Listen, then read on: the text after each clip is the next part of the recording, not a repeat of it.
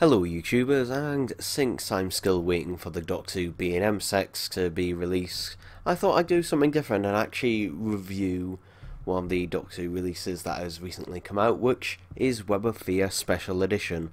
So, in terms of this review, I am just going to be reviewing the contents of what you get if you buy this on DVD, Blu-ray, or the Steelbook. So this is not going to be a review of the story itself, but suffice to say it is a really good story, and it is clear to see why it became one of the lost classics, which is now mostly found. So I guess I'll go over the packaging first of all. So if you buy the standard edition, either DVD or Blu-ray, you're basically getting the same in terms of packaging with both. Both come with slipcovers which feature some really nice artwork of Patrick Troughton with a Yeti behind it, and also with the hands of one in the foreground. This is some really nice artwork, and they also feature reversible covers, so if you want them to fit in with the rest of your DVD line, then you can do that. The only problem is that one, they have slipcases, so you're gonna have to ditch the slipcase in order to do that, which is a shame. And also, like all of the new DVD releases now, they just come in a clear case rather than the silvery grey cases that they were coming in beforehand, so they'll never truly 100% fit in. Whether people care about that, I don't know. At least with the Blu-ray, all Blu-ray cases have been the same in terms of the Doctor Who range, just the standard blue, so that one should fit in just fine. In terms of the Steelbook, well, I've done an unboxing that already on my YouTube channel where I show that off, and yeah, I do really like the artwork on that one as well.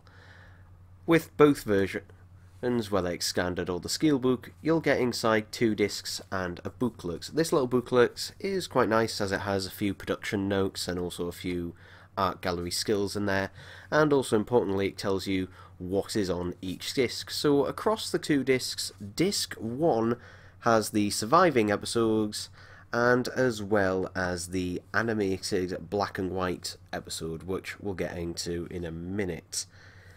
On disc 2 we get the colour version of the animation, as well as a new reconstruction which is different from its original DVD release, which is significantly better. The only thing I'd say about this is it's a bit annoying, say, if you want to watch the colour version of the animation or watch the reconstruction, because it means that halfway through you're going to have to be switching discs, which is a bit irritating. And the reason that this is done is because it's a limitation of the DVD, unfortunately. The Blu-ray, they could have easily fit the reconstruction and the colour version of the animation all onto the one disc and have the special features be on the separate disc. But unfortunately, due to the limited space of a DVD, they couldn't fit it all on there. In terms of the new transfer, yeah, it is an improvement over the original release, but it's not like a night and day kind of thing. It's kind of like when you go from the original DVD releases and you get them in the Blu-ray box sets. It is quite a nice improvement, and I will say definitely the contrast and the grain is definitely a lot better than it was in the original release. There's a lot less grain, and also since the contrast is a lot better, it's a lot easier to see everything in the underground. And it is a nice upscale. I can't really commentate on how this looks on the DVD release since I don't own it, but I imagine it'll look less different from the original, even more so just because you're going from standard def to another standard def. But it still should look slightly better, whereas the Blu-ray, even though it is obviously an upscale, it still means that it can have a bit of a better bit rate, and also the upscaling does help smooth things out a lot better. Then we finally get to this elephant in the room.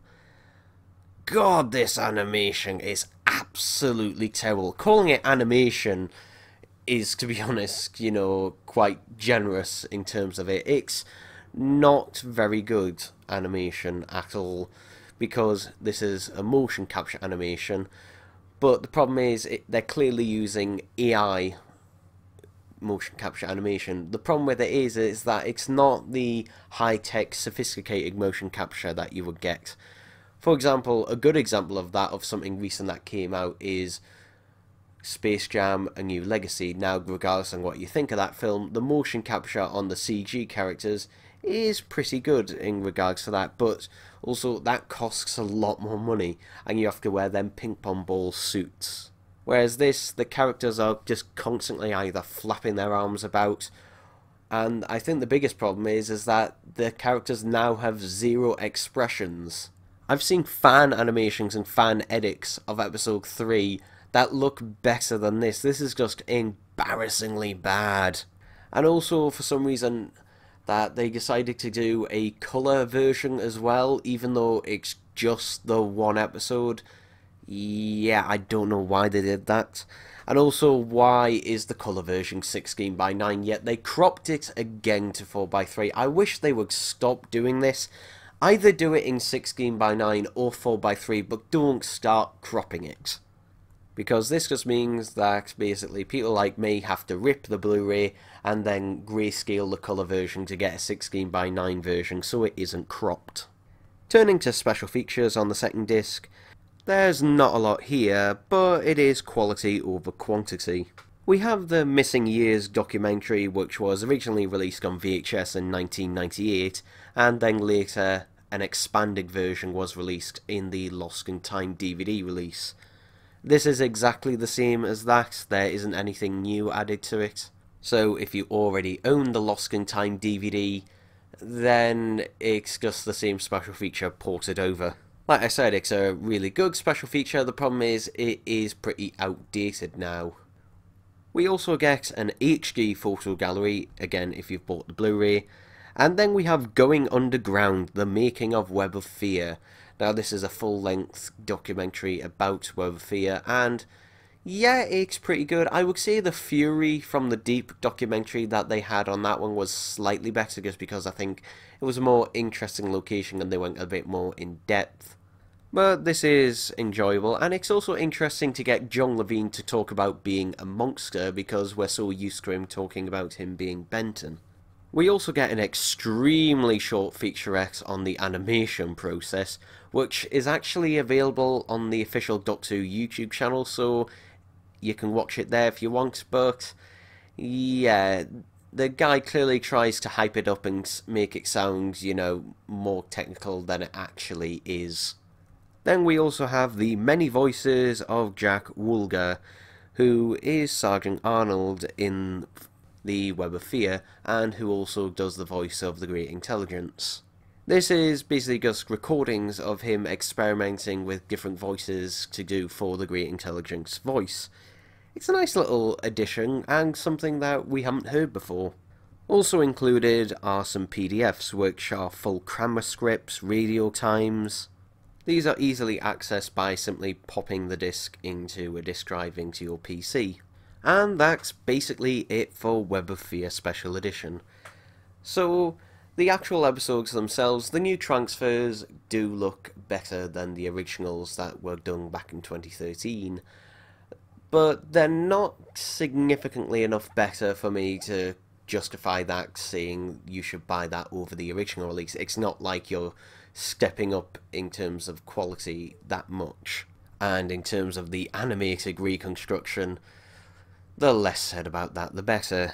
The actual Telesnap reconstruction is actually pretty good, and ironically, the animated Yetis that we have in that version are actually better than the ones in the actual 3D animation. The documentary is pretty good, if one of the weaker ones out of these sets. I would overall say, if you're happy enough with your original Web of Fear DVD and you don't care about the special features, then I'd say there's nothing really here to upgrade. Though, if you are bothered about special features, then obviously, you know, this is a definite one to go for. And also, if you don't have a DVD or you want to add Web of Fear to your Blu-ray collection, then obviously, yes, I would recommend it in terms of that regards. But yeah, otherwise, I would say if you're holding on the fence about it and you're not bothered about getting a steelbook version of it, I would wait for price drop, since these usually do get a price drop a few months down the line, and I would say Evil of the Daleks is probably worth more of your money when that comes out.